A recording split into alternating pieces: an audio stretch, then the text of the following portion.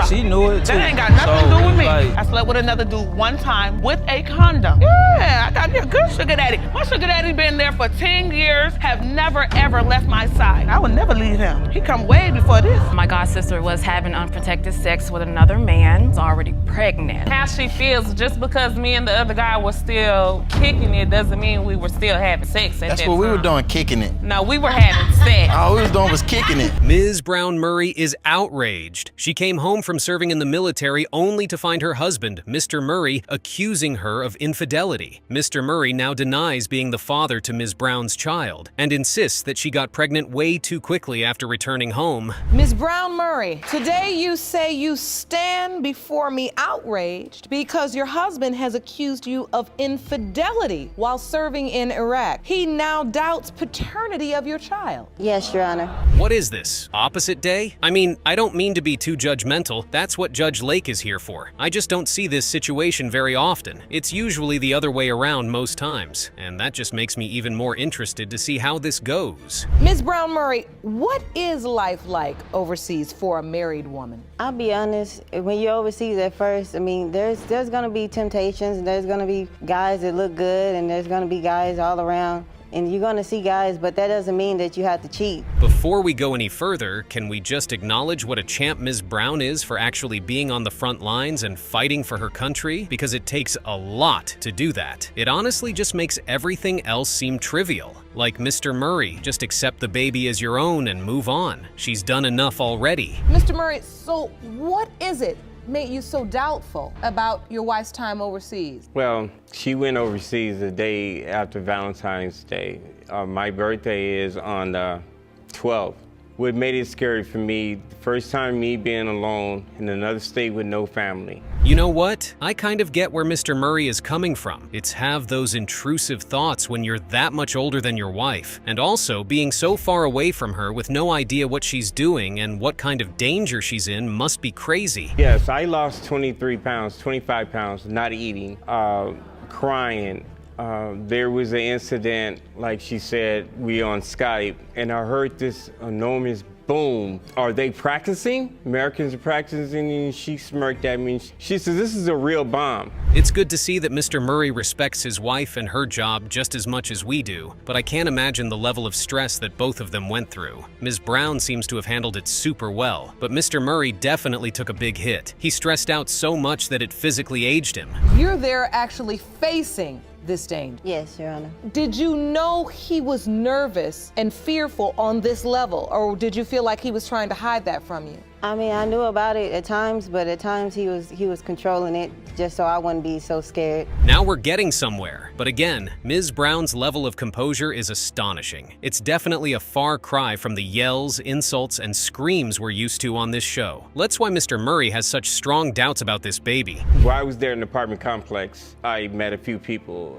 This apartment complex has 85% of military people either still active or not. And this young boy, he told me, he said, what you really, this is when I really got worried. Well, that'll keep you up at night. And sure, it was all just hearsay from some guy Mr. Murray didn't even know. But you have to admit, that's the kind of story that could make anyone have doubts. The question now is, was Ms. Brown part of that horrifying statistic, or was she the exception? Did you realize your husband got that piece of information? Yes, but that's not true. Everybody in the military don't cheat on their spouse, and we don't have a code in the military.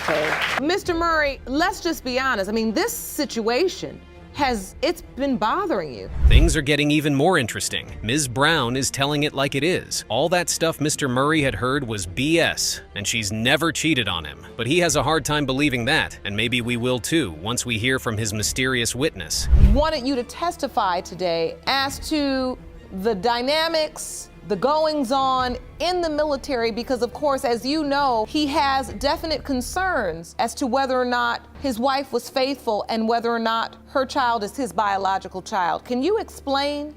Absolutely. Temporarily divorced is wild, but I guess that's a small price to pay for freedom. Still, I wouldn't call that evidence against Ms. Brown. That's just something that happens in the military. But who knows? Things could take a turn at any moment. Ms. Brown Murray, you had a close friend overseas. Yes, I did. Is that who your husband thinks the father of your child really is? Yes, that's who he thinks that I had sex with. Wait a minute, let me back that up. When I picked her up, I'm asking her, I thought it was kind of odd. Why is he calling you? Oh, just to make sure I'm doing okay. Oh man, that's not what I'd call a strong accusation. Until we hear something really incriminating, I think Mr. Murray might be clutching at straws here. His paranoia got the better of him, and it shows. It didn't stop right there. But it didn't stop right there? Because when we got our next apartment, she's sitting on the couch. She had bought me some Jordans, and I'm wearing my Jordans. She's talking to him. I heard her tell him, he's not stupid. This one's kind of complicated, folks. I feel for Mr. Murray, I really do. I also get why he could be skeptical. I mean, that first story about married women in the military, yikes. But I also feel like a lot of his doubts are stemming from his own insecurities. So while you're giving your husband a gift, you've got your friend on the other line on the phone. Yes, Your Honor. A male friend. Yes, Your Honor. And so your husband thinks you're being flirtatious. And if anyone would know how you sound when you are flirting, it would be your husband. You can tell how much Mr. Murray's doubts have affected this relationship, but somehow, Ms. Brown doesn't seem fazed at all. She's confident that she's done nothing wrong, and Mr. Murray is looking more and more insecure by the minute. Is it common when you return home to continue a relationship, friendship with some of your fellow servicemen, even if they're members of the opposite sex and married? Is that common to continue those relationships because of the bonds built? Boy, this guy has some dark stories. I get why Mr. Murray is so on edge now. His insecurity plus this former soldier in his ear combined to form a recipe for disaster. But again, he's talking about his own experiences, not Ms. Brown's. And so, Mr. Murray, as you listen to your witness, these are the kinds of ideas that fuel your doubt. And I am sure, Ms. Brown Murray, as you so eloquently state, that there are people that honor their marriages, their relationships, and don't necessarily engage in this type of activity. So I'd like to thank your witness. Thank you, sir, for your testimony. Who would have thought someone who had been on the front lines in Iraq would call anything else hard? That's just a testament to the amount of stress Ms. Brown went through because of Mr. Murray's doubt. She just wears it a lot better than her partner. So describe, what is it like at home? Even with the doubt, he's still a good husband. He's still a good father. He sits there and he takes time out with her. He plays with her. He takes care of her when I'm at work. So even with the doubt, he's still a good father. He still takes care of her. I have other kids. All my kids are a split image of me. She doesn't too much look like me. You know what? Mr. Murray's doubts aren't too far-fetched if you think about it. His wife's absence clearly destroyed him, and every little rumor he heard got translated to what was probably going on with Ms. Brown. It was all put in his head, and it's time to find out if he needs to block out all the noise or if he was right all along. Mr. Murray, it has been determined by this court that you are her father. Thank you. I think my niece.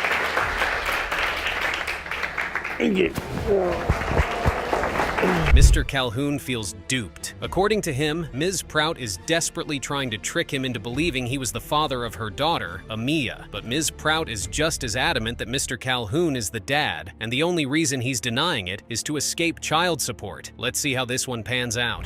Mr. Calhoun, you say the defendant tried to trick you into believing you are her daughter Amiyah's biological father. But after uncovering evidence that she slept with other men, you are positive the DNA will prove you are not. Is that correct? Yes, Your Honor. Mr. Calhoun seems pretty darn confident. I'm not sure if that's because of his evidence or if he's just deluded himself into thinking he's not the dad. Either way, keep doing what you're doing, man. It's helping your case already. Mr. Calhoun, you say Ms. Prout is pinning this child on you? Yes, Your Honor. Why? Me and Miss Pride have been friends for a while, but when I seen that she wanted to make a relationship out of things, I cut her off, and I just kind of pushed away from her. You didn't cut her off, pal. You barely even ghosted her. I don't know what cutting off means to Mr. Calhoun, but if it involves continuing to have unprotected sex with someone, he might want to think of another phrase. So, Ms. Prout, you still continued to have sex with him after he made it clear he didn't want to be in a relationship? Correct, Your Honor, I did. And at some point you found out you pregnant? Yes, ma'am. Me and a family member of his, we went to the store. I bought a pregnancy test, went back to his house, took the test. It was positive. The lines were fainted. Ooh, way to dig up the dirt, Mr. Calhoun. Now that's an incriminating incriminating testimony. I don't understand why Ms. Prout would even want to have a baby with someone who wants nothing to do with her, but hey, that's just one side of the story. Did you say that, Miss Prout? No, Your Honor, that was not what was said. I did not take any fertility pills. Once I found out I was pregnant, let me tell you how Now, crazy. who's got This amnesia? is the crazy part. I did not believe I was pregnant. I went to about 4 or 5 different emergency rooms. These two are going bar for bar, and the crazy part is, both of them seem super confident in what they believe. The only question now is, who's telling the truth and who's lying? Let's check out this calendar and see who breaks first. The red indicates the date you were intimate with Mr. Calhoun twice, Unprotected. unprotected, and the yellow indicates the window of conception. So as you can see, the day you said you had sex with Mr. Calhoun falls directly in the window of conception. Yes, Your Honor. Even after the dates got whipped out, Mr. Calhoun is still super composed. Why is this guy so confident? What does he know that we don't? And did you see that reaction by Ms. Prout? Someone's about to get caught up in a lie, and I have a feeling it's going to be Ms. Prout. I have reason to believe that after a conversation that me and Miss Prout had on the phone, she told me that she was having sex with a dude all the way up until the day of the July 24th. Oh! Why does all that sound made up? Mr. Calhoun has Ms. Prout sweating for a minute, but she seems to have recovered well. Like I said, these two are going bar for bar, blow for blow, and it's time for Ms. Prout to hit Mr. Calhoun with a counterattack? At the end of the day, he really denied my baby because he on child support. Period. Point. That's it. It has no, We've been back and forth. Or One minute I'm the daddy, I'm happy, whoop-de-whoop, blam. Then the next minute I'm not the daddy when you get hit with them papers. Oh man, the distrust between these two is insane. I bet Mr. Calhoun wouldn't believe Ms. Prout if she told him the sky is blue. But let's move on. I really want to know why in the world he agreed to sign the birth certificate. And she's laying there, the baby's in the nursery, and she's doing her paperwork. She says, "I'm doing this paperwork. Do you wanna sign it for your daughter?" I said, "I don't know if this is my daughter. I want a DNA test." She tells me, "Oh, the hospital doesn't provide DNA tests. We have to get our own." Well, that wasn't very helpful. We still have no idea why Mr. Calhoun signed the birth certificate. He looks smart enough to know that signing a birth certificate if you're not sure about paternity is a big no-no. So Mr. Calhoun, what happened? So wait a minute. So how did you end up signing the birth certificate? Oh, okay, Your Honor. So we're in there by herself. I told her I didn't want to sign without a DNA test. So she gets to basically making me feel like a bad guy. Like, you know you had unprotected sex with me. You know that's your daughter. I even look at the papers. And see If what those partners said to Mr. Calhoun is true, then it's safe to say that Ms. Prout gets around. She's got Mr. Calhoun so stressed out that he is making up words. Let's see what else he has to say. My second doubt, Your Honor, is the situation with Facebook. May I elaborate? Please. This is barely 3 weeks after she's born. And it's brought to my attention, hey, there's some guy next to your baby's picture, and there's comments up under it. Everybody is saying like, hey, this is his baby. Now this is what we came here for. What a wild thing to say to someone who could be your baby's father. Unless, of course, you know he's not the father and you're just using him for child support. You trying this case, ain't you, Mr. Calhoun? Yes, Your Honor. Trying this case. I know that's right. So you brought some evidence from Mr. Calhoun. Why you posting this pic if you said I was the father? From Kia, Miss Prout. You a dumb blank. You signed the birth certificate knowing you ain't the father, and then you changed her last name while I was still drugged up. What? Didn't anyone ever tell Ms. Prout that the internet never forgets? It's a good thing Mr. Calhoun brought receipts because there's no way I'd have believed this story on face value. Let's see if Ms. Prout can wiggle her way out of this one. So let's just understand that we're here to tell the truth. Were there any other men? No, Your Honor, there was not. You don't believe that, Mr. Calhoun? No, Your Honor, I do not. Because the way she All right, well, this court has identified a witness and they have something to say. Jerome, will you please escort the witness into the courtroom? Judge Lake just gave Ms. Prout the opportunity to come clean. And surprise, surprise, she didn't take it. She's sticking to her guns, which, depending on how this goes, will either be super assertive or super delusional. So who is the court's surprise witness? And can they flip this case on its head? You have information as to what the relationship was between Ms. Prout and Mr. Calhoun. That's correct, yes, Your Honor. Please explain to the court. My godsister was having unprotected sex with another man. Also, before he came into the picture, myself and also other members felt that my god sister was already pregnant. Ooh, Ms. Dawson came in guns blazing. And just look at Ms. Prout's face. She knows she's screwed, and you can almost hear her thinking about how she's going to fight her way out of this hole. But until then, Ms. Dawson has more to say. So you were there when this all transpired? Correct. Before she met Mr. Calhoun and reconnected with him? Yes, Your Now, Honor. she admits to the court that she had been dating another man before him, but she says she stopped sleeping with that man 2-3 weeks before she ever met Mr. Calhoun. You say that's not true? No, Your Honor. I couldn't have said it better, Judge Lake. All she's missing now is an orange jumpsuit and a couple of questionable tattoos. Oh man, this is getting intense. I mean, Your Honor, I love my god sister, but baby, you wasn't there. You know, you can't just say, I mean, I expect your opinion or whatever, but you can't just say who I was sleeping with and what I was doing. How do you respect somebody's opinion that's supposedly a lie about you? I'm just saying, if that's how she feel, I can't change how she feel. And what a mess this is. Both of them came prepared to leave it all in the courtroom. But we've got to say it like it is. Ms. Prout is getting hammered. It was already bad enough before her godsister came on. But now, this case is slipping through her fingers. What relationship does Mr. Calhoun have with your daughter? He hasn't seen her since she was 2 months. Not since she was 2 months old. No, ma'am. Because I felt totally humiliated and embarrassed by that Facebook stuff, man. No, you felt totally humiliated. I with really the did. child support papers Because is what it was. even I wasn't worrying about child support, Your Honor. Good for you, Mr. Calhoun. It's never wrong to step up for yourself and take a stand when people push you around. The only problem is, he already signed the birth certificate, which means he's legally obligated to provide for that child. So he has stepped up and acted like a father. Exactly. This And I'm not other gonna man is deprive the him of other that. man you slept with. Yes, it's him. Well, Miss Prout, What am I supposed to think?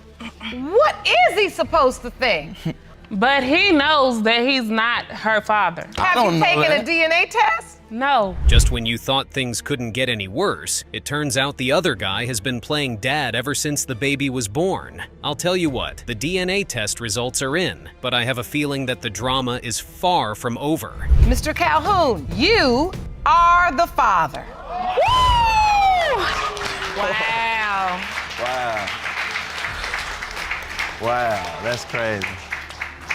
You are Amiyah's biological father. Yeah, it's a really hard pill to swallow, Your Honor. This one is a doozy, folks. Miss Lee is determined to prove that Mr. Green is the father of her 3-year-old son, Kingston. According to her, Mr. Green has denied her son from the moment she got pregnant. And on the other hand, Mr. Green says he knows exactly who the father is, Ms. Lee's sugar daddy. Ms. Lee, you have come to court today with one goal in mind, to prove to Mr. Green that he fathered your 3-year-old son, Kingston. You say Mr. Green has denied your son from the moment you got pregnant, but today his denial will end. Is that correct? Yes, Your Honor. 3 years is a long time to play the cat and mouse paternity game. The kid is old enough to ask who his dad is and where he's been the whole time. So I totally understand Ms. Lee's frustration. Hopefully, little Kingston can get some answers today. Mr. Green has been denying my child since day one. He's been denying him for 3 years. He has never came around like he's supposed to. I have to call.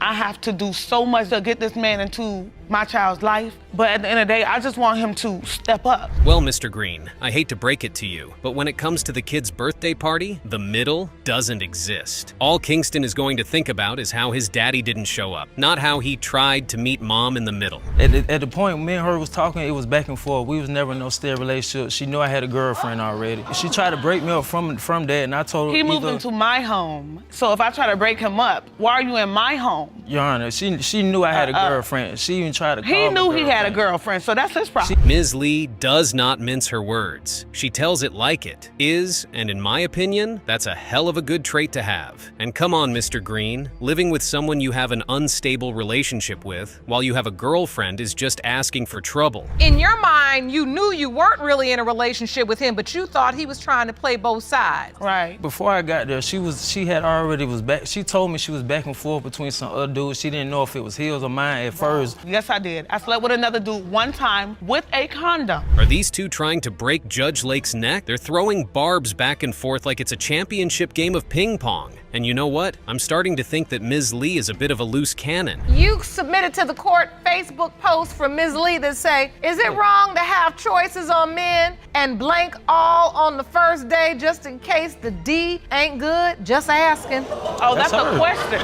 That was recently. And that's not when King was born, 2015 now. Ms. Lee needs a social media manager because her posts are insane. I mean, how does she not melt or run out of the courtroom at full speed as the judge reads her posts? Good for her for owning her work, though. Hey, she's a single woman with needs. What more do you want from her, Mr. Green? So in your mind, Mr. Green, when you see these posts, you say she's out with whoever got the good D. Yeah, basically. I was out with, Basically. that was recently. And you admittedly say that's what I'm looking for, that's what I am. I don't sugarcoat nothing.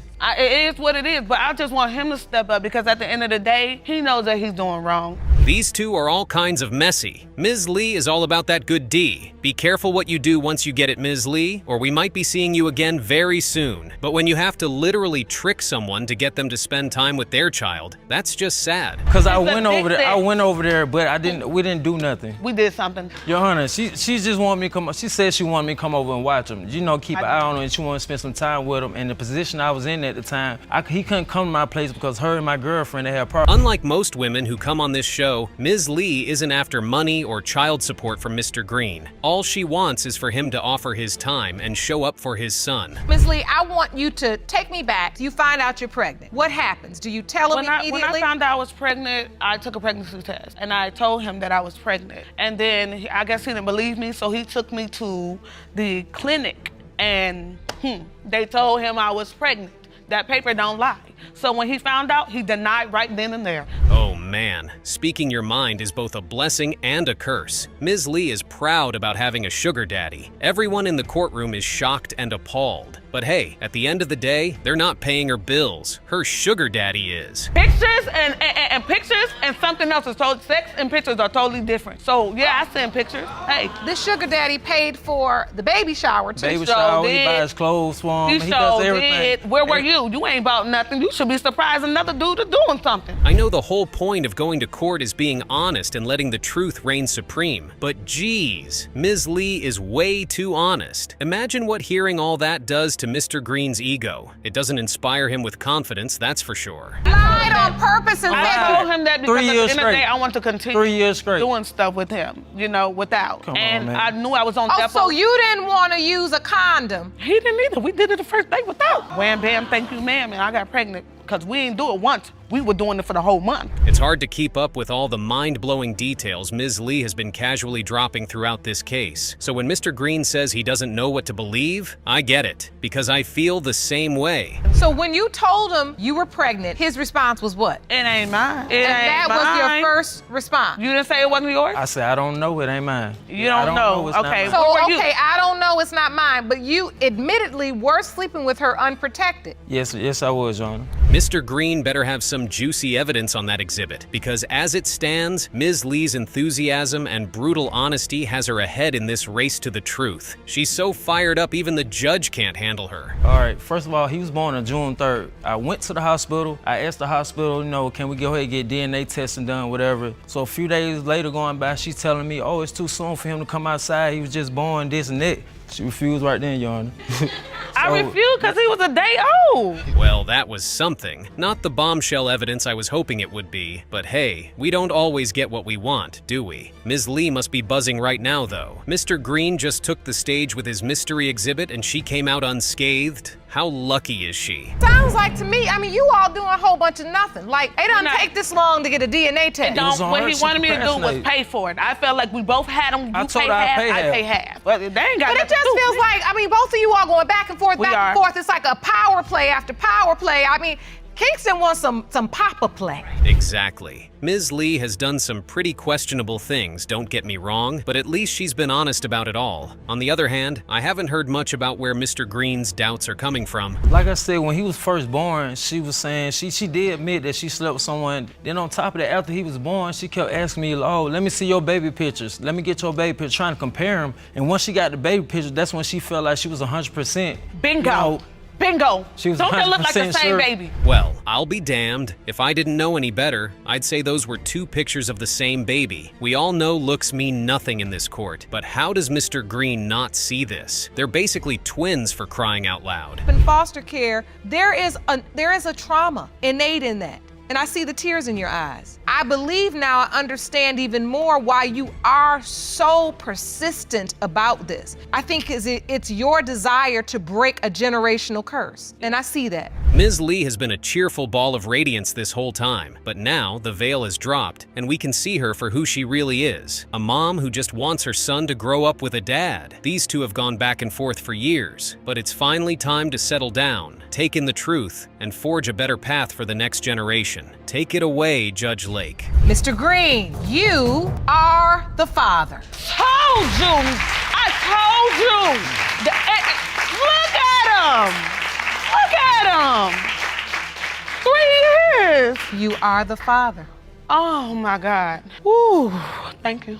Thank you. Ms. Hewlett slept with 2 men on the day she conceived her 2-year-old son, Bentley, but she believes he is Mr. Crisp's son. On the other hand, Mr. Crisp isn't as certain as she is because Ms. Hewlett is a serial cheat. Ms. Hewlett, you admit that you slept with another man on the very same day you believe you conceived the son you have with Mr. Crisp. Yes, Your Honor. Now, Mr. Crisp, you claim Ms. Hewlett cheated on you at least 10 different times during your relationship. Yes, Your Honor. You confess that you don't believe that you fathered 2-year-old Bentley. Ms. Hewlett has cheated on Mr. Crisp more than 10 times in the course of their relationship. How does she expect him to believe the child is his? Apart from that, she did sleep with 2 men on the day she conceived. So, the doubt's pretty strong. Okay, but I mean, at least I tell the truth that I told him as soon as I cheated on him. I told him 3 hours later. I told him 3 hours later That still don't give you no right to cheat on me. So wait, Mr. Crisp, you admit that you haven't been the best you could be in this relationship. Yes, Your Honor. And you know that Ms. Hewlett does not care for your behavior. She started cheating because she felt isolated and unloved. But Mr. Crisp says he was unavailable because he couldn't process the death of his father and was trying to drown it with partying and all. Cheating isn't the solution to a partner's unavailability. You got blonde hair, blue eyes. looks just like He looks me, like Dennis though. the Menace. So handsome. Plus, she told me he's cheated on me. I've had friends tell me. I mean, So how you- can I not have a doubt that he's mine? Because during the time Bentley was conceived, admittedly, Ms. Hewlett, you slept with someone else. Yes, which he's passed away. They are both in the wrong. Mr. Crisp shouldn't have left her alone for a long time, partying and whatnot. And Ms. Hewlett shouldn't have slept with every available person because her partner wasn't around. Ultimately, you ended up having a sexual relationship with him Yes, Your Honor. around the time your son was conceived. Yes, Your Honor. How soon after that were you also intimate with Mr. Crisp? Within a 12 to 24-hour period. At what point did you come clean to Mr. Crisp? I come clean pretty quick. First, we have to talk about Ms. Hewlett's nonchalant stance. That lady looks like she doesn't care. Secondly, how do you sleep with 10 men within your window of conception? This is a woman who has 2 kids with a man she's in a committed relationship with. Well, I guess they weren't so committed. There's no right to has cheat on me Miss because I wasn't Hewlett there. always told you you were Bentley's father, or has she ever She told has you? told me that I wasn't before. Oh, she has. We've gotten in a fight before, and she says, well, you just need to go on Always because you're not fighting. really his father anyways. A little later, she wants to call me on the phone and say, well, Noah's, what's my oldest son, he wants you back. I don't want to have nothing to do with you, but you need to come live with me. They already have 2 kids together. Throwing it in his face that he isn't the father of the 3rd one couldn't have been nice. Ms. Hewlett shot herself in the leg by saying that to him. Well, let's find out more. At times I do think he's not. And you say the other gentleman is now deceased. Yes, ma'am, he is. 3 months after I found out I was Did he pregnant. have blonde hair? Did he have some of the features that you see in your son? Yes, Your Honor. His sister says that Bentley looks just like his baby pictures. So, Mr. Crisp, this certainly furthers your doubt. Yes, Your Honor. It's scary at this point because Bentley looks more like the other potential father than he looks like Mr. Crisp. However, this man is deceased. Then there's Mr. Crisp, who's grown attached to the boy. What's gonna happen if it turns out he's not Mr. Crisp's son? Really doesn't look like Joe, but I hope he is Joe's, because that way I made the mistake of Paula's dad could be 3 different men. And I want to break that cycle, because if Bentley has a different dad, he needs to know that when he gets older. It's devastating to see how kids are affected by their parents and their upbringing, and how things that shouldn't be passed down are passed down from one generation to another. Ms. Hewlett's mom has been in the same situation as her daughter, confused about Ms. Hewlett's paternity. This is not a convenient situation to be in, trust me. Because what I see see now there's two adults here that can't figure out how to be in a healthy relationship, have no clue what commitment means, but ultimately it's the children that are suffering. Yes, Your Honor. And you have 2 kids, maybe 3, and you need to figure out how to keep your butt in the house and out of jail. The couple could go on and on complaining about how one cheats and the other is never around, but that's not going to solve anything. They need to solve their individual issues and either work on the relationship or break up, because that seems like a healthier choice. Find this out and get this, over with so You indicated that you do want Bentley to be your biological child. Yes, Your Honor. And I was going to, get married to her and just settle down and live a happy life with my family. And you would like to ultimately get married to Ms. Hewlett? Yes, Your Honor. Of course, now he has the perfect plan. He wants to marry Ms. Hewlett, find a job, and do his part in raising the kids. He's suddenly inspired to be a better partner and dad just because of a few words from the judge. It's easier said than done, Mr. Crisp. It takes intentionality to make it work. Get along, to take care of our kids and raise our family. I don't want us to suffer anymore. We've suffered a lot. I about lost him. I about lost my life. I mean, I do need his help. If he wants to be there, I need his help. Will Ms. Hewlett and Mr. Crisp get a chance at the perfect family they want to build? Let's hear what the DNA results say. And hang on to your seat, guys, because you will not believe what this result is. Mr. Crisp, you are his father. Thank you. Man, that's great. That's great. Did you not know that, Paula? That's great. Mr. Heartfield is in court today with his wife to prove that the child his mistress claims is his isn't. The mistress, Ms. Streeter, says he's only denying the child to save his marriage. Well, let us see how true that is. Ms. Streeter, you claim that during your relationship with the defendant, he convinced you to get pregnant with his child, but what you didn't know is that he was a married man. Yes, Your Honor. You say Mr. Heartfield is only denying the child in order to save his marriage. It's husband and wife against the mistress today. Although Mr. Heartfield admits to cheating, he doesn't believe he is the father of Ms. Streeter's child because she has multiple sexual partners. Well, let's get more details about the case. Mr. Heartfield asked me to have a baby with him. We were dating for about 8 months, a long time. We were in a relationship, a committed relationship with just me and him. And throughout the whole relationship, he wanted to have a baby. He said he didn't get to raise any of his. So we went to the hospital and we got the birth control taken out together. We went together. She's telling you guys a bunch of lies.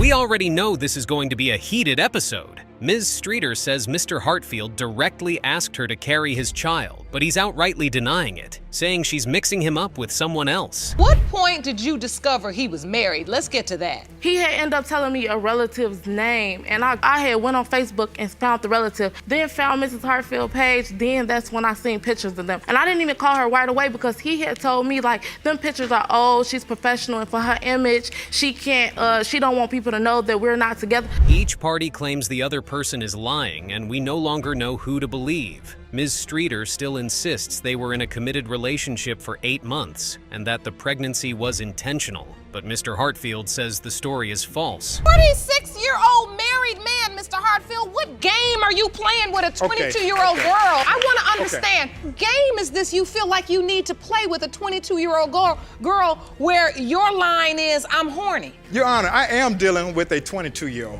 Mr. Heartfield is more than twice Ms. Streeter's age. Wow. Now he's saying he plays her silly games because she blackmails him, and if he doesn't, she'll report him to his wife. Seems like Mr. Heartfield really cares about this marriage of his. Why then did he cheat? Dominique deals with so many guys, okay? She found one that was an older guy, and she thought that I would be a cake daddy, or however you want to call it. The thing is that she found out, hey, you're dealing with a guy that ain't got no money, so now you wasted your time. That's not true. That's not true. But because you done wasted so much time telling people that he's your baby's father. Did Ms. Streeter just say he told her he would marry her? What was she thinking? Believing him? Mr. Heartfield thinks she chose him to fill the role of her baby daddy because, out of her many sexual partners, she thought he was the richest. Now that's crazy. In on all of these details and the fact he's still texting this 22-year-old young woman? No, he did not. How did you even find out about this entire affair? The text message that I received from her. You get a text message? A random text message that says,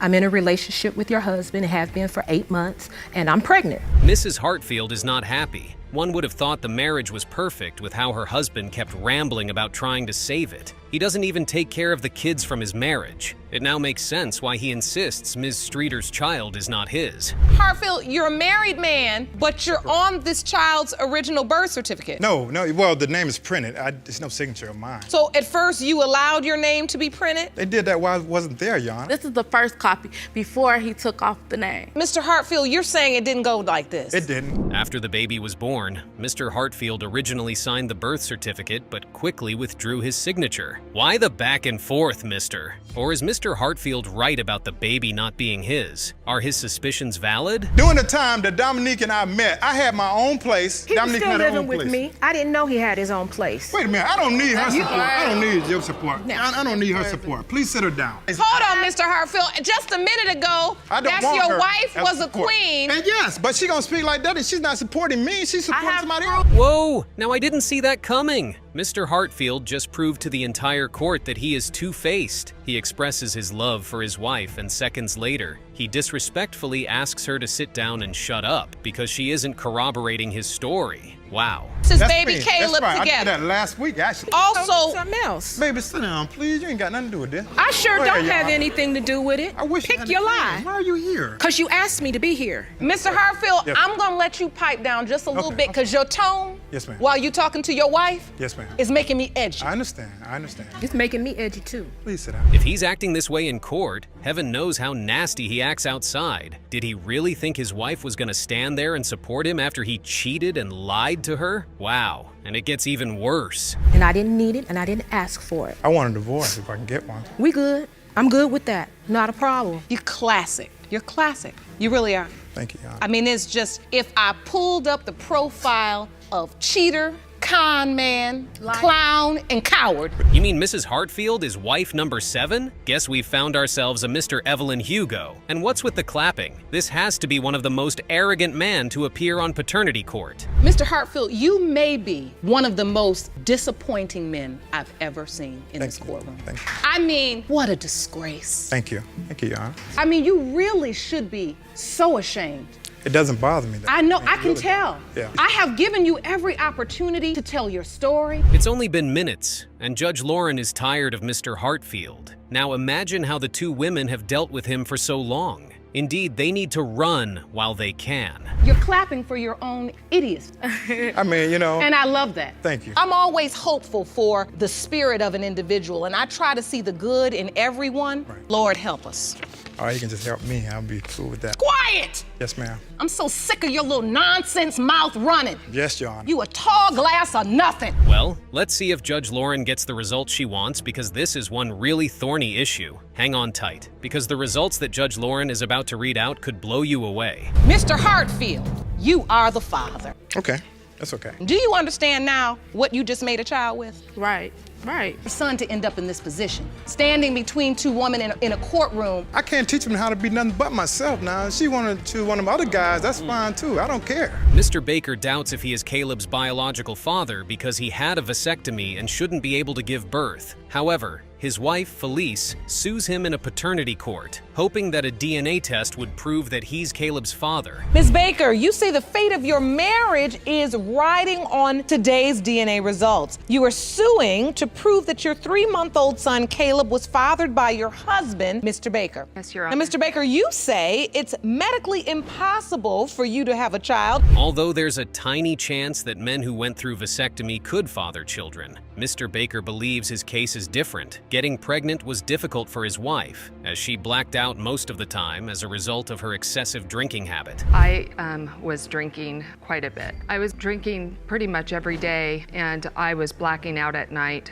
and I wouldn't remember periods of time. I wouldn't remember Whether you were intimate with another man or not. Yes, Your Honor. It's not fair to Mr. Baker, you know, and I love him with all my heart. The curious man says that when they started the relationship, they didn't do things the right way. It started as an extramarital affair. Although they were in love from the beginning, it was pointless, as he didn't trust her completely. Well, Your Honor, to be completely honest, when Felice and I had gotten together, the way that we got together was I had done some work in her home, and that's the way that we met. And we didn't do everything right. And I don't condone the actions that we took in our relationship. I was married, she was married. Mrs. Baker had been on Oprah with her former husband, and her overspending habit was televised. For more spice, the judge remembers the episode and reminds her about the lies she told to hide the truth. You know, that had put her in national limelight because she was overspending behind his back. So you had instances in your previous marriage. Yes, I do, Your Honor. That you said were revealed on the national stage, the limelight. After she missed her menstrual period for 3.5 months, Felice thought she had hit menopause. Eventually, she had a pregnancy test, and the result was positive. Her husband didn't believe the result, so they bought 2 expensive tests from a different store, but the results were still positive. I was getting a little bit of a belly, and it had been 3.5 months since I had a period. Actually, I thought I was going through menopause, and I mentioned to Mr. Baker that I had my menstrual cycle in 3 months, and he said, well, if you're pregnant, it's not for me. And so we went to the store and got a pregnancy test. The judge asks Mr. Baker what his thoughts were after he discovered the pregnancy, and he responds by saying he did some research on the internet. His research was on what could cause a false pregnancy test. When you found this out, Mr. Baker, what was your first thought? I went on the internet. I Googled what can cause a false positive. And there's only 4 conditions that a false positive will show up on a pregnancy test. Mr. Baker continues to say he couldn't sleep that night, but he went to work the following day. While at work, Felice called him and was crying over the phone hysterically because she thought she was dying of ovarian cancer. Confusing, right? Next day, she calls me up at 11 o'clock crying hysterically. And I said, honey, what's wrong? She says, I'm not pregnant. I said, what do you mean you're not pregnant? How do you know? She goes, I'm dying of ovarian cancer. Because I have every symptom because she went and researched. Looked up the same thing. Yes. Eventually, a specialist provided facts about vasectomy to the courtroom. According to the specialist, getting a vasectomy done is a 50-50 chance, so it's advisable to check back twice at the hospital regularly. Checking a sperm count to make sure that there's still no sperm and to make sure that that tube did not grow back together. And that was the follow-up that he missed. Correct. Where they would have checked to see, potentially it almost would have reconnected itself. Reconnected, exactly. So when we look at this, it does not make it impossible for him to father a child. Does this mean Mr. Baker could actually be the baby's biological father? The only way to find out is through the DNA test result. Let's dig in. Mr. Baker, you are the father.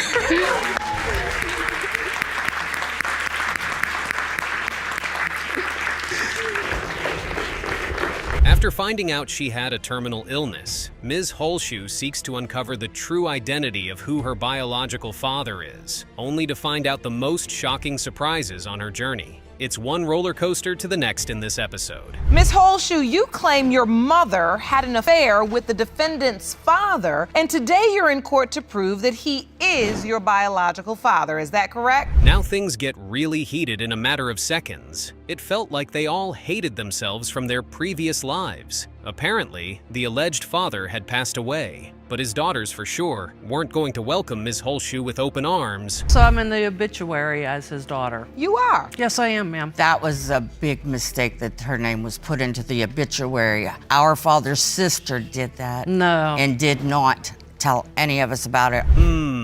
Ms. Holshue found out she had a real dad in the most awkward way. Trust me, your mind isn't gonna believe what you're about to hear. Her stepdad and mom were having an argument. Boom. The bomb drops and she can't believe what she hears. Because my stepdad was drunk and he was fighting with my mother, and he said, well, who do you think your father is? And so after that, my mother told me, and she took me and introduced me to DL. Now the sisters for sure weren't going easy on Ms. Holshue. They felt she was an imposter who was trying to spoil their family's name. They stood their ground and denied every single thing Ms. Holshue said in the courtroom. Trust me, it was quite a show. I was 19 at the time. So you remember this day? Oh, with clearly, like it was yesterday. They were sitting in a booth with my dad across from her and her mother. I was standing at the end and he said, I just brought you guys here to let you know that she's your son. Some really interesting stories started to fly around the courtroom. Everyone was trying to air out their minds and beliefs. In the process, some nasty revelations jumped out. Trust me, They weren't nice, and some of it was just super fishy. But Ms. Holshue stood her ground by saying, My father had gone to at the bar where her mother was working and caught her cheating on him. That gave me No topic. the thought that obviously her mother probably has no idea who any of her children belong to. It's not my fault you guys don't want to know me. It's not my fault that your dad had sex with my mother. The courtroom was pretty heated up at this point, with both parties throwing shade at each other. Another one of their sisters walks into the courtroom. Surprisingly, she's on Ms. Holshue's side. She believes that there is a chance that Ms. Holshue is her sister. Now, that's interesting, wouldn't you say? Believe that she is. You do. Tell the court why. Because my father told me that she was. She just needs a family, Your Honor, because her whole family, she's shut out. They've shut her out because she's such a devil. Now she had quite a lot to say. Not only did she back up Ms. Holshue's claim of being their sister, she also said their father was no saint. He was also messing around with other women. Wow. Oh, Our dad is all of our hero. That our father slept around. He is our hero to this day. And I'm not going to bash him, but yes, he loved women. And that's just the way it was. Some men hunt, some men don't. Well, it's time to spill the beans on whether she was really his daughter or if it was all a joke. All eyes are on the judge as she gets ready to give the final verdict. It has been determined by this court that the probability of half-siblingship between Diana Howard and Misty Lynn Holshue is 98.1%.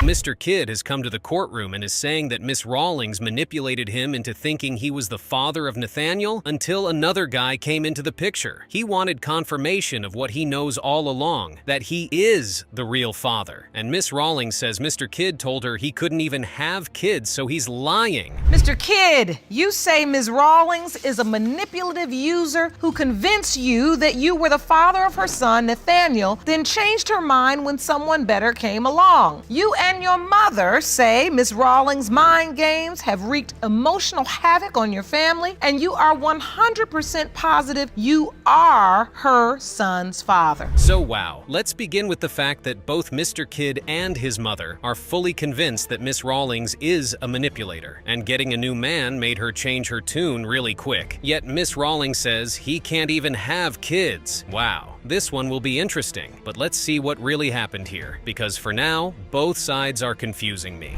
When this first started off, she came to me and told me that he was mine.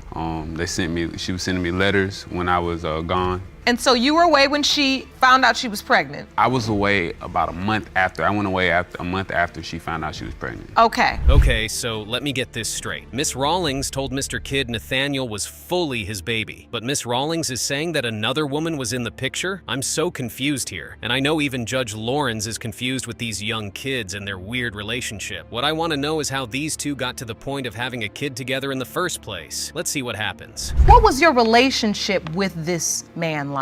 We were in a serious relationship, and I was actually at some point, once I left from being around Mr. Kidd, that I was actually staying with him. So for now, it looks like both were cheating, and Miss Rawlings was involved with some guy named Kevin too. Having kids at such a young age is bound to create a mess like this, and these two have more relationships than I can count. But let's see what happens next, because some things are not adding up for me right now. Miss Rawlings, that he was Nathaniel's biological father? No, ma'am. You never told him that? No, ma'am. You just told him you were pregnant, and then somehow he assumed he was the father? When I found out I was pregnant, Mr. Kidd told me himself that he had some type of rare form blood disease and that me and his child would die. Oh no! So Mr. Kidd was saying all along he couldn't even have kids, so why is he saying he can now? Something is off here, but Mr. Kidd's mother is trying to clear up the situation, and her explanation is making sense to me. But I still don't know why Mr. Kidd is trying to claim this kid as his then. Let's see what he has to say for himself. Hold on, no, why am I just now hearing about this? So I contacted his friend who gave me Miss Rawlings' number. I called her and asked, we talked for a couple weeks, and I asked if I could see the baby, and she said yes. What? So Mr. Kidd's mom knew instantly that this kid was his because he looked exactly like her own son. I think a grandma would have good instincts with her grandkids, right? And I'm gonna be honest, they look a lot alike, and the memories she has of meeting her grandkid for the first time are so sweet. You can tell she knows it is her son's kid. Time to hear more from these people.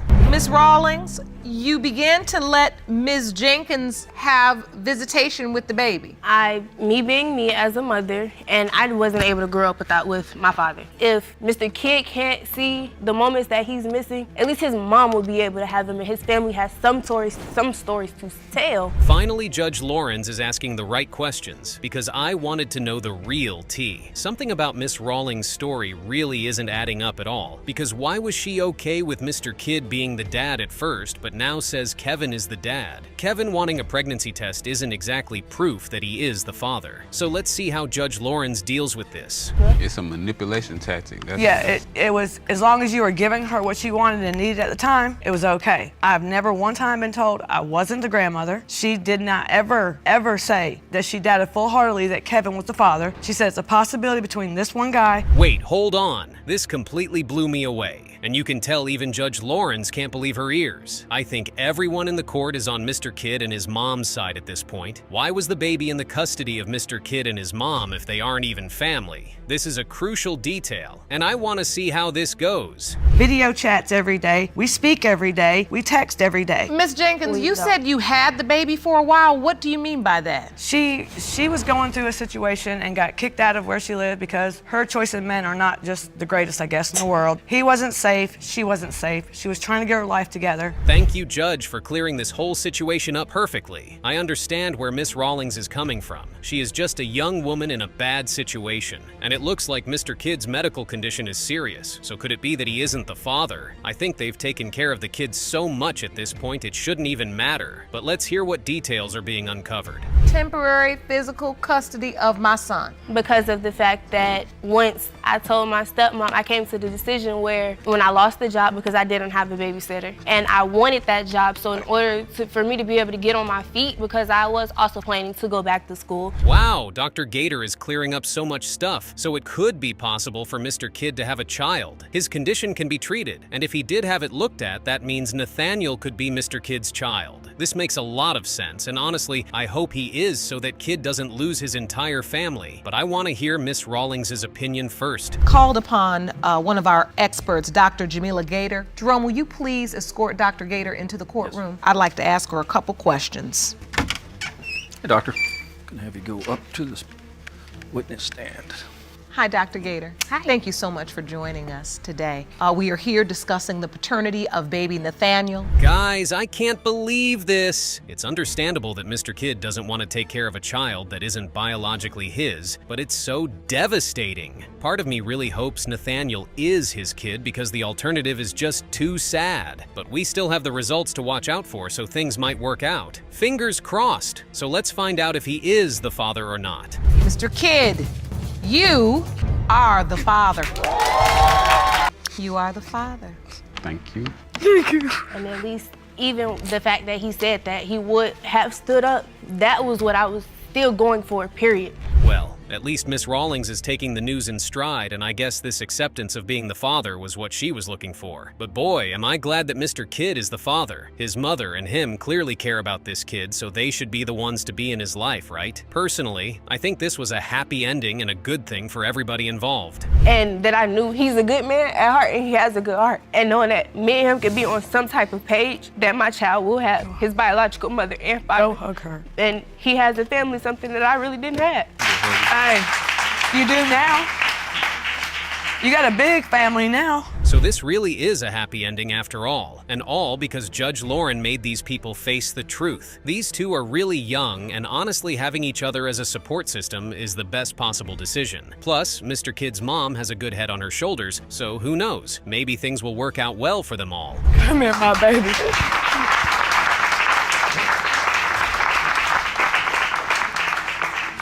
I told you from jump I loved you. We got this. Mr. Lewis comes to court today to end the 44-year-old mystery and prove the man he's always known to be his father is indeed his father. While on the other hand, Mr. McAllister denies all of the claims, saying he is not the father. And the reason why I was doubtful is because I heard maybe 3 or 4 different versions of who the dad was, and that put doubt in my mind. And I would just like to know before I leave here what the actual truth is. So, Mr. McAllister, can you tell the court what was the nature of your relationship with Mr. Lewis's mother? Wait, did Mr. McAllister say he might know who the father is? So after 44 years, he never thought to bring this up? We need answers, man. But before we start judging, let's hear his side of the story. Never talked to her from that point on. So what did you hear about the relationship, Mr. Lewis? Well, with my mom, because the type of woman she was, she didn't want to allow the turmoil from that fear interfere with my life. But as a woman, we had to move on. What did she say specifically? Okay, so let's get this straight. Mr. McAllister admitted to hooking up with Mr. Lewis's mother. However, he also stated that he's heard multiple stories about who the father is. This seems to be all over the place. Only the DNA results will tell us the truth. But first, let's see what Mr. Lewis has heard.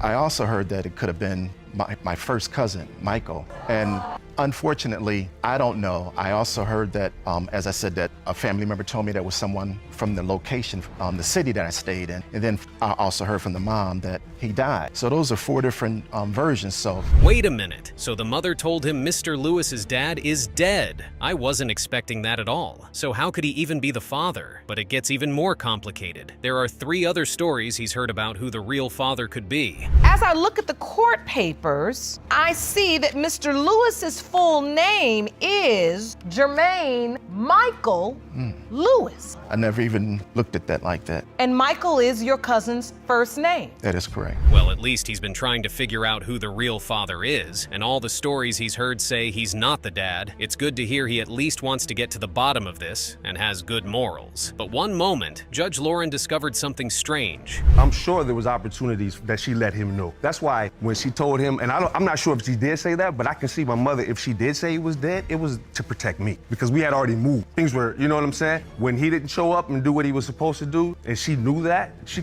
had to move forward. Single mother, you know what I'm saying? She had to do what she had to do. Wow, so he's possibly named after Mr. McAllister's cousin. Truth bomb after truth bomb is being dropped. But is it possible these stories are made up? Let's find out what Mr. Lewis has to say about these accusations. When I finally found out about that there was a possibility here, I reached out to him and I told him I was going to be coming to Los Angeles and I would like to meet him. Me and my ex-wife was going on vacation. And How old was Jermaine then? He was 16 at the time. Okay. And we met and everything. And we all know how hard it is being a single mother, and it's true maybe she wanted to protect her kid, but Mr. McAllister seems like a stand-up guy who would have been there for his child. And apparently, Mr. McAllister even tried to reach out when he found out he could potentially be the father. So at the point when his mother said his father's passed away, you move on. Right. 10 years later, someone you're dating and someone you trust, someone you feel like wouldn't lie to you, says, there's a young man saying you're his father. Yes, Your Honor. So then you revisit this issue that you had put to bed for 10 years because you thought the door was closed. However, directly to the son this time. So they met when Mr. Lewis was 16 years old. So 28 years later, why are they here in court? Honestly, I am completely lost. New stories keep showing up, new twists and turns. So Judge Lauren, can you please break everything down for us?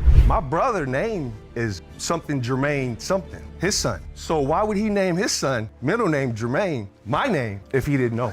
I'd like to hear from your witness. Please stand, ma'am. Now it's starting to all add up. The mother pushed him away by saying Mr. Lewis's dad wasn't him and he was dead. And then people started telling him he could actually be the father, so he contacted him directly. Poor guy. Seems like all he wants is answers too. But could this all just be an act Mr. McAllister is putting on? I was very young and Mr. Lewis was in town visiting, and I remember my father telling me that it was a cousin that was visiting initially. Later, after Mr. Lewis left and went back to LA, my father sat me down and told me that. And another truth bomb is dropped. Could it be Mr. McAllister knew all along? Well, seems like we're going to be getting some answers soon. The first witness is coming to the podium, and it is none other than Mr. Lewis's sister, who is also Mr. McAllister's daughter. Actually, Your Honor, in the beginning, when it was told to me, after I got with Jermaine and he said I was the father, I accepted it. I just took ownership of it because I knew I had been with his mom one time. However, the rumors that was told to me by the mom never saying anything to me, and Jermaine is correct. Wow. So Mr. McAllister even told his daughter that Mr. Lewis was his son as well. So why is he trying to deny the fact that he's his son here in court? I wonder what excuse he'll come up with this time. Mr. McAllister, you are the father. Either he is just the most amazing guy ever, or he's a really good liar. I think we need to see some DNA results to get to the bottom of this. It's time to end this mystery of 44 years and find out if Mr. McAllister is the father or not the father. What are you feeling in this moment, sir? I feel grateful and gratitude that now I know the truth. If I had known he was my son, a fleet of elephants wouldn't have been able to keep me away from him. Wow, so he missed all of that time with his son because the mother would never be upfront and tell him the truth. What a sad story, Mr. McAllister. Do you have any final words? What do you feel, Mr. Lewis? Can you tell your dad? I mean, it's I'm willing to do, whatever it takes. We can definitely try to make it work, but I mean, I'm a different person because of my situation, Absolutely. What I've been through. So, and I can't apologize for that, from what I've been through. Oh, you have no, as far as I'm concerned, you have no apology. You were the innocent person. There's nothing for you to apologize to. Right. Hannon Falcon just came to court and claimed that David Watkins is her biological father, but he's refusing, saying he doesn't even know her mother, even after she showed him a picture. And now, there's another twist. He changed his name to David Dorsey. Wow, what's going to happen next?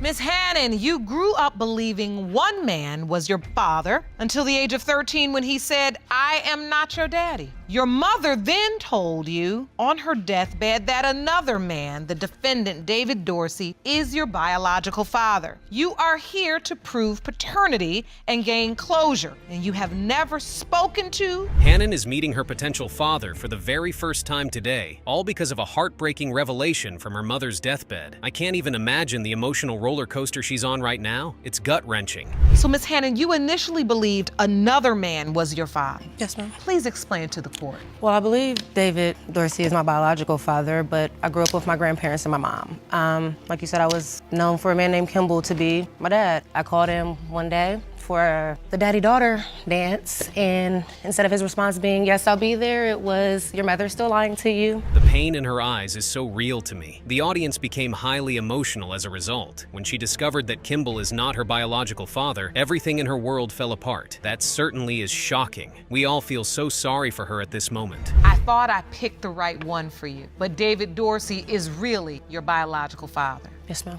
Wow. After my mom's passing, I moved away. My grandmother got sick, so I came back. I was actually at work, walking down the hall, and she was calling me Melanie. I'm really confused. Who is the true father of Hannon? Hannon seemed to be totally disoriented. What is going on with her? And now Melanie Dorsey appears. Wait, is that her sister? Amazing. The relationships are beginning to take shape. What comes next? Let's see. Miss Hannon, what have you been told about your mother's relationship with Mr. Dorsey? From our conversations that we used to have, is like they talked, like they weren't in a relationship, I guess. Like they talked here and there. I knew that he worked at a fast food restaurant. He was a manager at a fast food restaurant from her, and like I said, they just, I guess, talked, mingled here and there type of Mr. work. Dorsey, were you a manager at a fast food restaurant? No, ma'am, but I worked at a fast food restaurant. Wait, I'm still not convinced that Dorsey is the father, but what Hannon's godmother is saying is convincing enough. I think the severity of the statement and the depth of the details means that we are getting closer to the truth. The details cannot be made up, correct? Mr. Dorsey, I have seen him come to the job to bring her mom lunch. Her mom would talk about her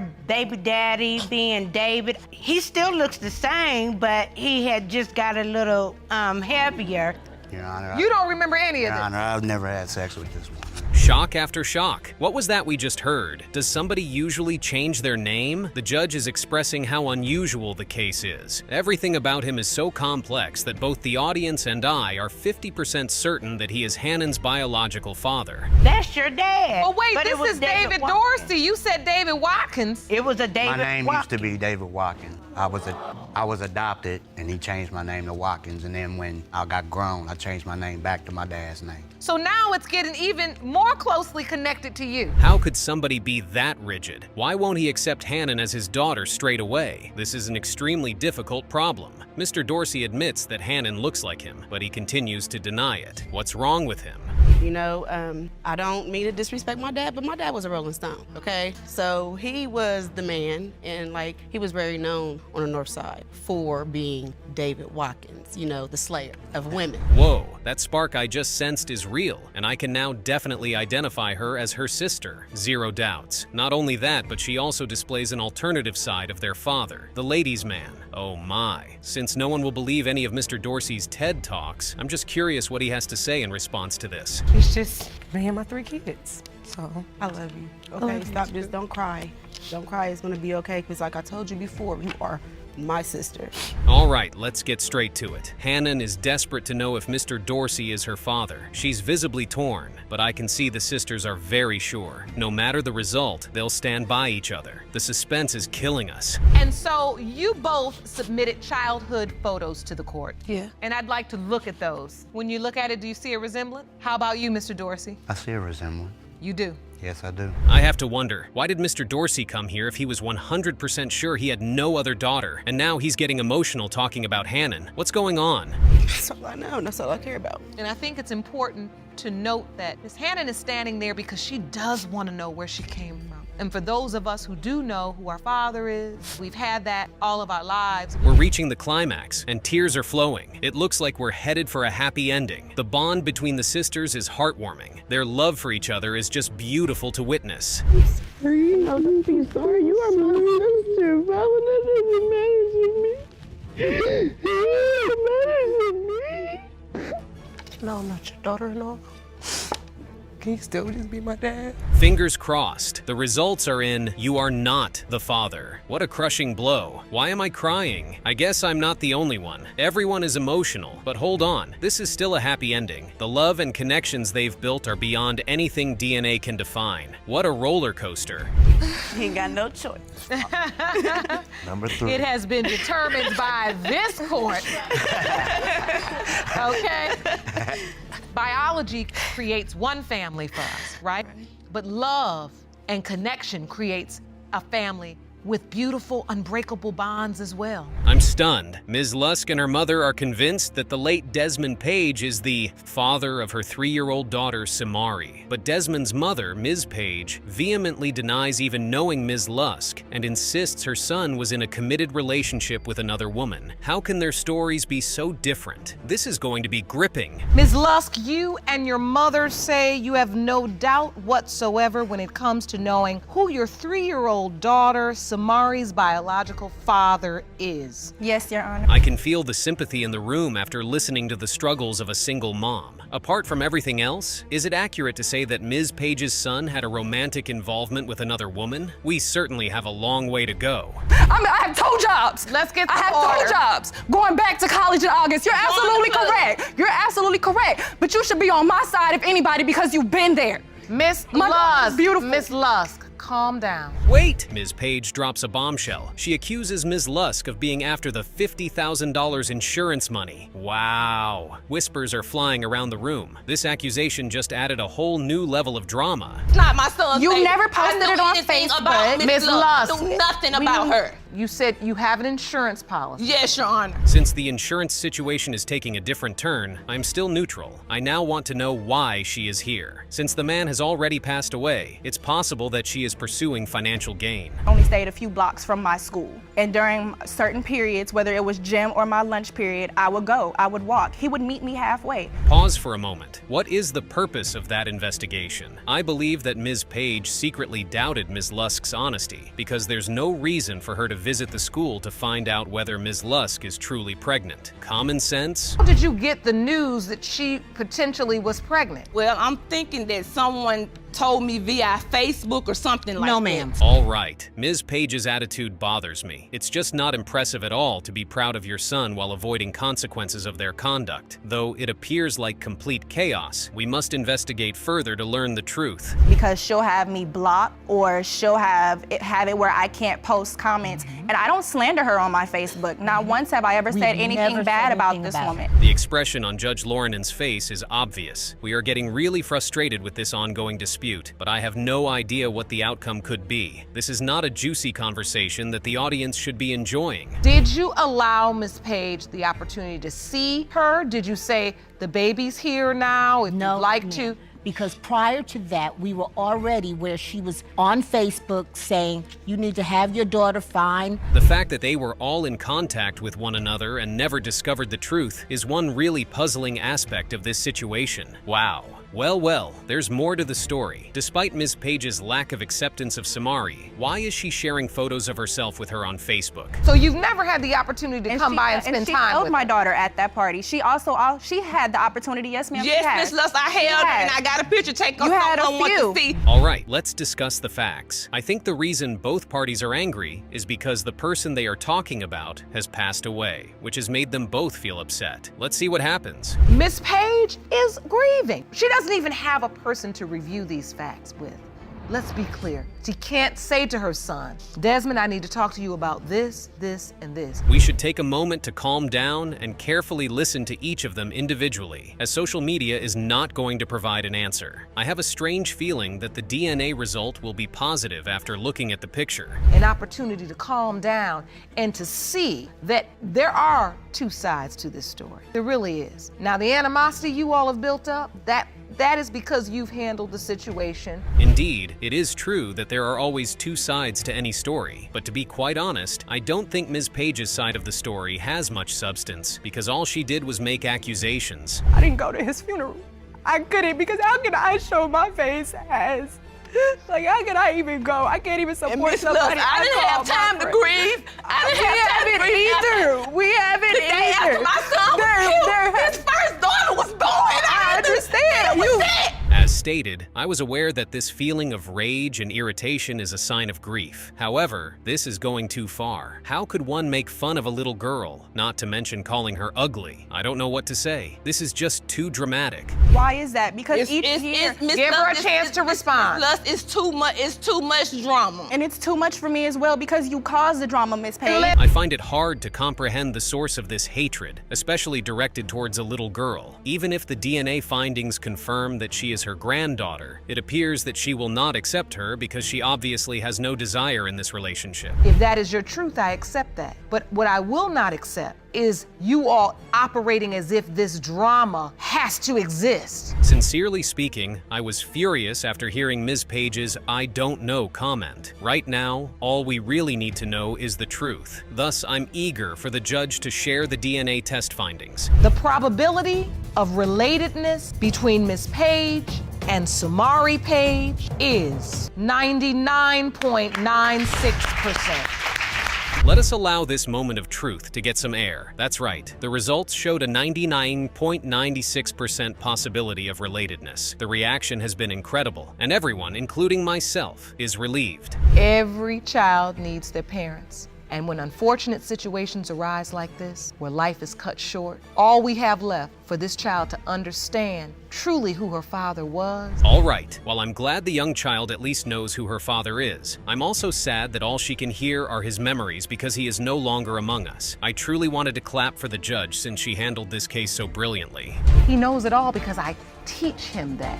Because that's how I keep her spirit alive. He never laid eyes on her. She's never laid eyes on him except from the heavens. Episode of Paternity Court. Events take an unexpected turn. The defendant, Morris, admits to cheating on her boyfriend, Byram, yet insists he is the father of her 1-month-old son, Jackson. Not only did Morris cheat on Byram, but she was also quite careless, allowing Byram to discover the truth quickly. Now, how did Byram uncover the infidelity? Me and the dude she cheated on me with were hanging out the night before, because we're really close friends. We stayed up all night, 5, 6 o'clock in the morning. I wake up probably 7 o'clock. He's already gone. She fought with me the night before so she can leave and stay at her grandma's house. I went over to her grandma's to, she was over there with the kids. I seen him on the couch. That must have been extremely painful to see, especially since it was the second time he caught her being unfaithful. You'd expect that, at the very least, Morris might have something positive to say in her defense. Not that there's any justification for cheating, but still. When questioned about how she ended up cheating with Byram's friend, this is what she had to say. We were having trouble way before I even slept with his friend. I was always constantly getting accused. He's always constantly telling me I'm cheating. It's been happening for 4 years now. And so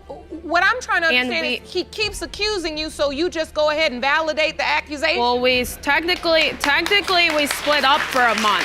Technically, we split up for a month. Oh, come on, is that an excuse? Wait until you hear the most shocking part, guys. It turns out Morris had sexual relations with both men just 2 days apart. I swear I'm not making this up. She admitted it herself. When did you sleep with Mr. Byram? You say you are certain he's the father of Jackson. When did you sleep with him? September 27th. September 27th. She could have slept with him the same day. I slept with him on September 25th. That's why we're here today for the results. Oh, so you slept with the other guy September 25th? Yes, Your Honor. Miss Morris says one thing, but Byram says another, claiming her relationship with the other possibility lasted for months. This has led him to believe that this man might be Jackson's father instead of him. To make matters worse, Morris sent pictures of baby Jackson to the other man's mother, angering Byram even more. She's still talking to his mom about it. No. Sending his mom pictures of the baby. She's trying to tell me that it's my kid. His mother, the other guy's mother, said if it does turn out to be her son's, that she wanted to be in his life. So when the baby was first born, I sent her pictures of the baby because she was asking me about how much he was. No, I did not. Can you believe it? The other man isn't even around to fight for his child, let alone fulfill his responsibilities as Jackson's father. I truly feel for the baby, being born into such chaos. This whole situation is a disaster, and I'm sure you'll agree once you watch the following clip. I do a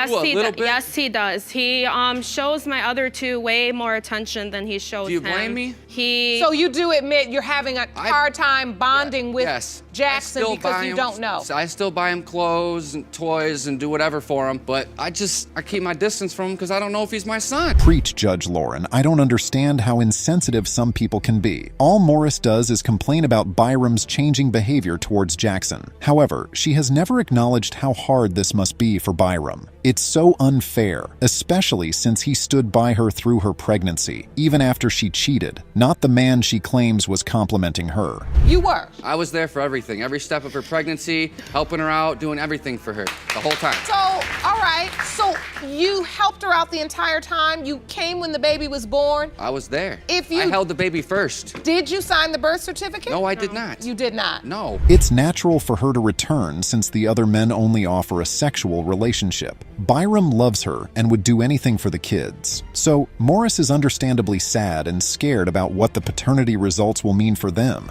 Morris, it seems like this truly is affecting you. I can see behind your eyes a lot of sadness. Yes, Your Honor. You know you've made a mistake. Yes, Your Honor. Do you regret the mistake you made? I regret cheating, but I don't regret my son. That's unfortunate. The DNA results should be revealed for everyone's sake, especially Jason, so both parties know the next steps. Let's discover what the test shows, shall we?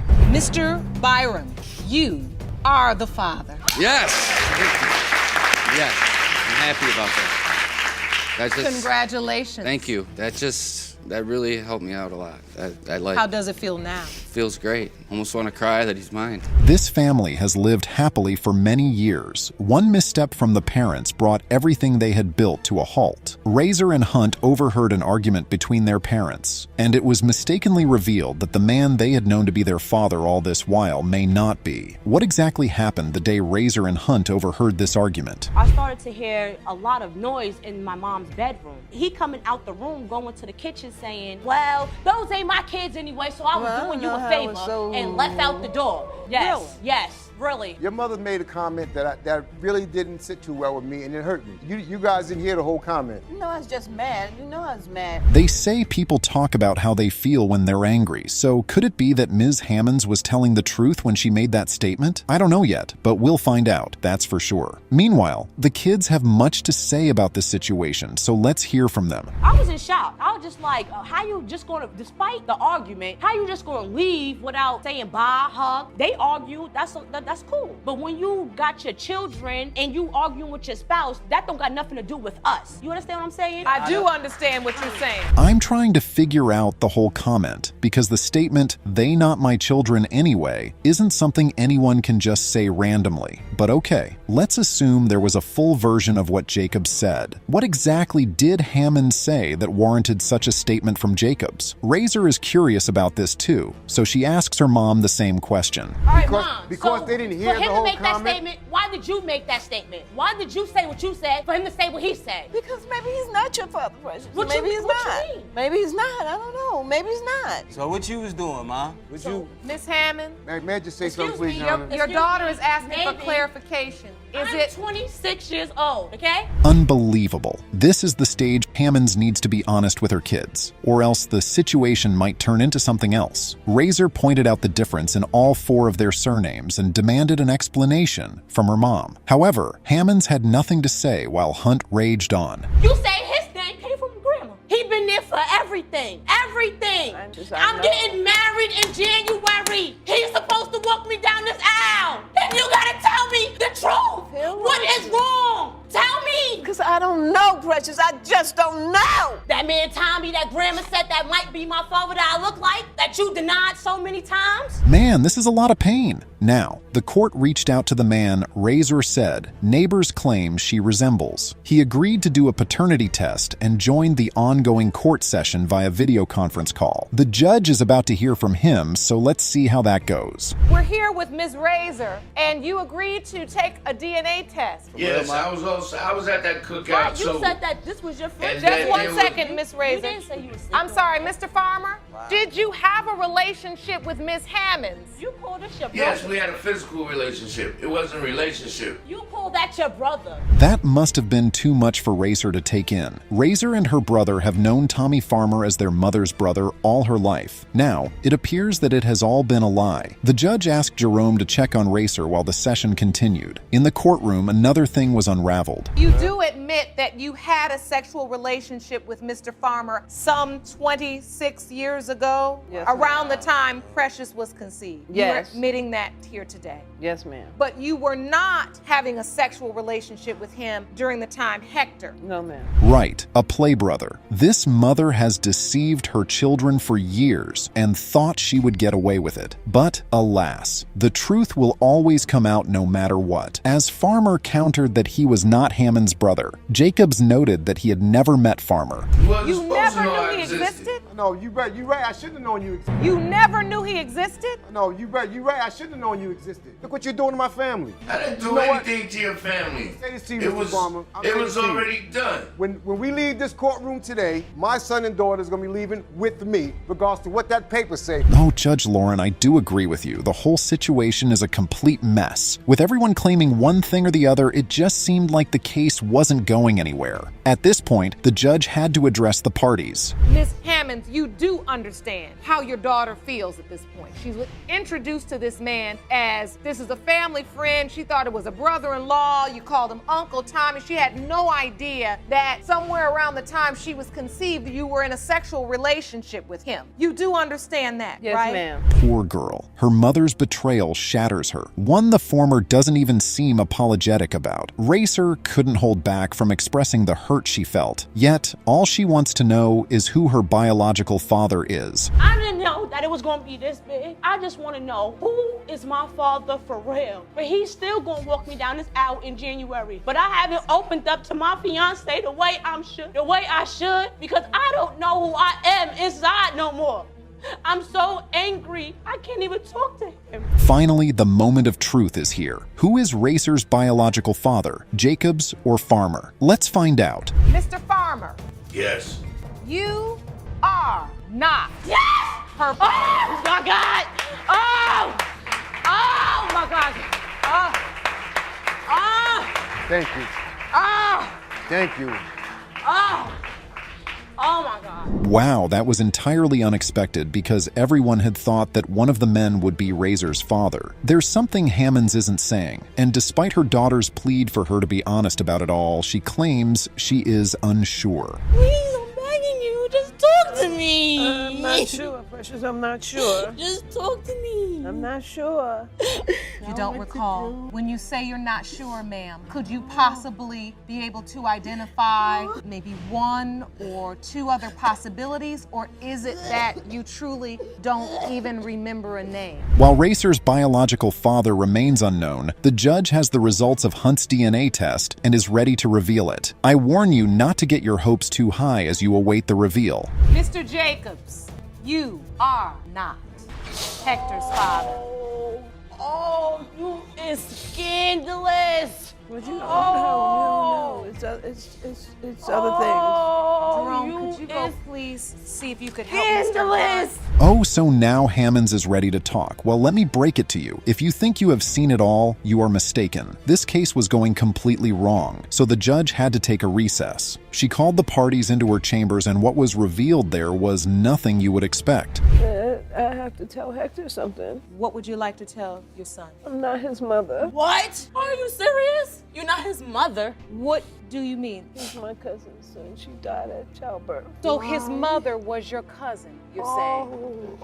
And while having him, she passed away. So when you had us test... Despite spending 5 years in prison for not paying child support, Bill Manser insists that Dylan is not his son. He and the defendant, Sayre, are in court to resolve this. Manser begins by explaining the circumstances of his imprisonment. For Your Honor, I'm here to explain that 12 hours of my life cost me 5 years in the Department of Corrections. She was a friend of my aunt. She was best friends with my aunt. We all lived in the same little community. She lived across the street. I knew of her. I knew her. I've spoken to her. But as far as intimacy, we was together one time. Thank goodness for paternity court. After prison, Mansour started paying child support, but still doubted Dylan was his. He asked his public defender for paternity proof, which turned out to be a DNA report from Sayre. He said that they obtained my DNA through a sample that was already on file. That's what she's claimed this whole time. For a daughter you didn't raise too. So, that's right. I'm not here to win any Father of the Year awards, believe me. You wouldn't get it. So, but I'm here to say that, you know, in today's society, I think it's cruel and unusual punishment to be sentenced to 5 years in prison. I understand why Manser is upset, but he missed a court date, which was his mistake. Meanwhile, Sayre is in court, asserting that Manser, with whom she has another son, Chris, is Dylan's father. What proof does she have? Let's find out. Because I have had a DNA test done, and I have the results right here. Would you like a copy of it? Well, she's worked for lab pretty much for the last 20 years. Those I'd question the validity of the results. I mean, she could get those anyway. Hold on 1 second. Jerome, please hand me Miss Sears' evidence. And it also shows the lab that the seal was not tampered with, therefore I could not have tampered with the sample. I never submitted a test. Now this is getting serious. Sayre had a DNA test showing Dylan was Manser's son, but Manser claims she could have manipulated the results due to her 20 years of lab experience. You would not believe it when I say that the judge couldn't find evidence of Manser's sample being collected in the DNA report provided by Sayre. What I do believe that's missing in all of this evidence is I don't see any information relating to the collection of the sample from Mr. Manser. Right. Nothing. Now, this court has administered new testing, and both of you submitted to the test. Both parties were actively involved in providing DNA samples this time, and Manser seems pleased with this development. Sayre, however, had a sudden outburst, claiming Manser was never a good father, but their son, Chris, disagrees. See what he had to say. You are Mr. Manser's son. Yes. Please tell us, has he been a father to you, and if so, has he been a good one? Absolutely. Been a great father to me. We've had our ups and downs, as a father-son relationship should be, but we're best friends. We really are. We're best friends. And Chris, you've met Dylan, Miss Sears' son. In court, Dylan shares that he barely knows Manser and has no connection with him, although he is close to Chris. While his relationship with Manser isn't important to him, he wants Manser to be involved in the life of his soon-to-be born daughter. I haven't seen either one of them in over a year now. Daughter on the way. I have a daughter due in November. You're the grandpa. I'd like for you to be part of her life, too. I've advised you to get proof. I've advised him to raise his child from day one. Well, once you get proof, you will. Ms. Sear, you are very emotional right now. Agreed, it's better to avoid more accusations and hurtful statements. With a new DNA test in play, everyone needs to know the truth about Dylan's paternity, specifically whether Sayre's results are genuine or fake. Let's see how this unfolds. Mr. Manser, you are not oh, God. his father. Oh, man. 5 years in prison. Dylan, I'm sorry, bro. This is why. This is why.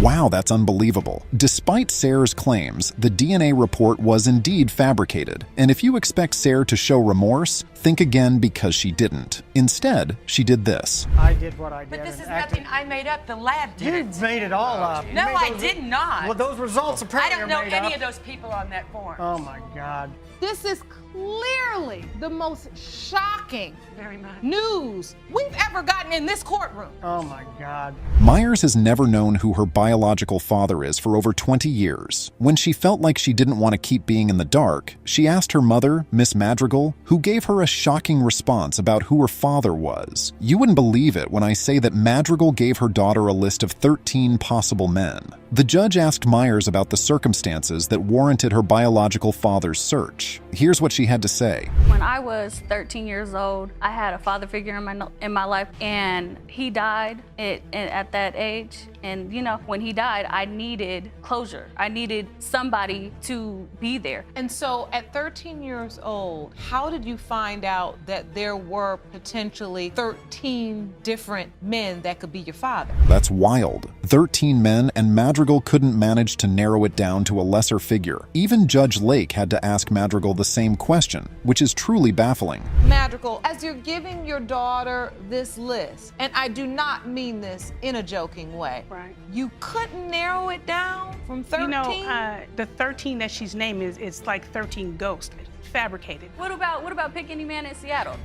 You made so that where joke. does this Pick Any Man in Hold Seattle? Hold on, because any friend that she met of mine. Poor Jerome even got dragged into this mother and daughter mess. According to the judge, Myers claimed that her life without a father figure has been tough. So the judge asked her to explain what she meant by that statement. Here's what she said. I feel lost. You know, I feel confused. I don't know who I am. I don't know my heritage. I don't know what I'm completely mixed with. I don't know where I came from. I don't know nothing. You came from me. Yeah, I knew you're half of the family, but that's only half the story. Nobody else matters. That's only half the story. Can't no man raise me better than you can, even though it doesn't even matter, so save it. Did this woman just call her daughter a devil? Since the case began, Madrigal hasn't shown any love or remorse toward Myers. She's responsible for the hollow feeling Myers has always felt since childhood. Yet, this is how she speaks to her. That horrible statement Madrigal made held too much weight. The judge had to call her to order before she did more damage. That you just stood in this court and called your daughter a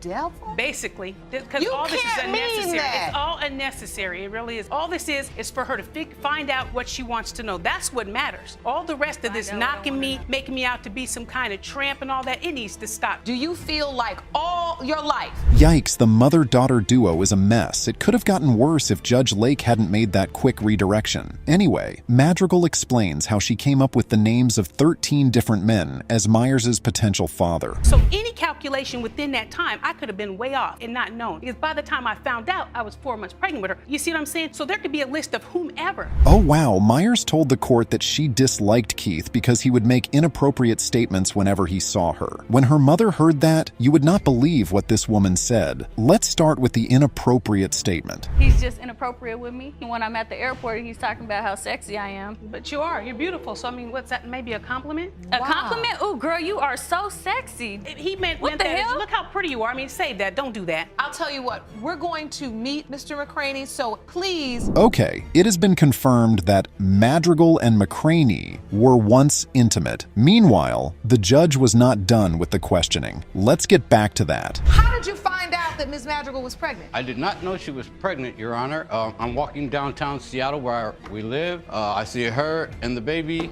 at the fountain. I said, oh, cute baby, who is she? She said, my daughter. And you giggled? Yes, yes. Why? I couldn't believe it, 3 minutes. Damn, this woman is on a roll. Meanwhile, Myers is adamant that Keith McCraney isn't her father. The judge had enough of that and moved on to take McCraney's daughter's testimony. Let's see what she has to say. Your daughter is here, and Ms. Vernon, you have held on like I've asked you to, but I want to understand from you why you feel so strongly about Ms. Myers. Okay, well, as far as Monica's concerned, she's talking about, oh, he's this and he's that. Well, if that's the case, then how come you got his picture on Facebook with you and your mom talking about... Things have gotten too messy in here. From then on, just arguments upon arguments resulted in nothing positive. Judge Lauren introduced the second man, who could be Myers' biological father, Derek. Mr. Smith, how are you today? I'm doing pretty good, Thank Judge. you for joining us. We're really glad that you could be here today, and we appreciate you submitting to the DNA testing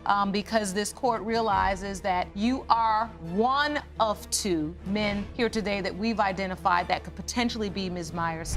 However, Madrigal begged to differ. She claimed that she never showed Derek any pictures. Instead, he was the one who asked if he was Myers' dad after seeing her eyes. These two couldn't agree on anything and argued heavily in court. At this point, Judge Lake was done with all the arguing and redirected their heads back to Myers' paternity issue. During the questioning, Derek claimed that Myers looked like him and might be his daughter. Mr. Smith, you are not Monica's father. I never thought I'd have to hear that. I still love you, though. It's okay. I promise that.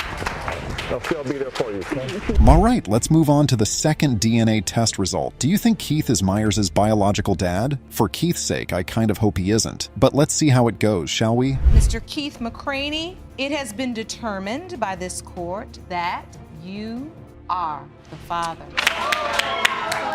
There it is. Did you faint, Mr. McCraney?